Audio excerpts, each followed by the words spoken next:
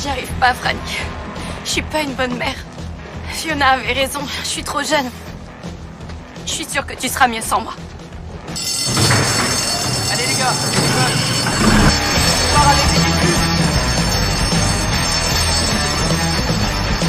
Debbie avait déjà envisagé d'abandonner Franny. Elle ne supportait pas l'idée de la voir souffrir à ses côtés. Après de longues hésitations, elle a finalement décidé d'affronter toutes les difficultés avec elle. Au parc, Debbie a remarqué que les autres avaient des poussettes haut de gamme, alors que la sienne était très basique. Quand elle a aperçu une poussette de luxe garée à côté, une idée lui est venue. Elle a mis les affaires de Franny dans cette poussette, puis est partie sans se retourner. Une fois rentrée chez elle, elle a découvert qu'en plus des jouets, la poussette contenait aussi un portefeuille et de l'argent liquide. Nom de Dieu.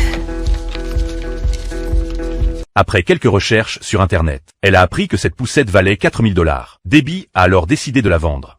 Oh la vache, y a déjà quelqu'un qui veut l'acheter. Ah ouais? Combien? Elle me propose 2500. Quoi? Dollars? Ouais, dollars. La transaction s'est déroulée sans problème. Avec cet argent, elle a acheté des vêtements pour elle et pour Franny, et a engagé une nourrice nommée Julia pour s'occuper de l'enfant. Bonjour, je suis Debbie. Et c'est qui, Julia? Ma nouvelle nounou de nuit. T'as quoi? Joliomi va rester debout avec Franny pendant que je dors bien pour être fraîche le matin. Et tu vas la payer comment, ta nounou? J'ai monté une affaire sur Internet. Elle s'est même vantée auprès de ses amis, en leur disant fièrement qu'elle avait engagé une nourrice pour Franny. Et ta nounou pourrait garder mon Candy? Bien sûr, aucun problème. C'est que 20 $ de l'heure. Quoi, tu plaisantes? Les services haut de gamme, c'est pas donné les filles.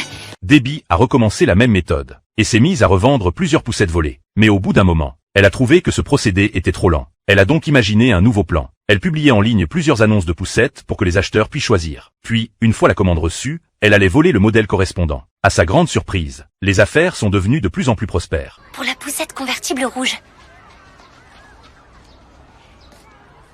Allô, Mélanie? Bonjour, vous m'avez contacté pour une poussette convertible? Oui, elle est toujours là. Je veux dire, toujours disponible. Une seconde. Nickel, je vous y retrouve dans une demi-heure. Jusqu'au jour où, Debbie a repéré une poussette double encore plus chère. Pensant qu'elle pourrait la revendre à un prix élevé, elle a installé Franny dedans et est partie avec la poussette. Mais après avoir parcouru quelques mètres, elle a entendu les pleurs d'un bébé venant de la poussette. Oh, merde!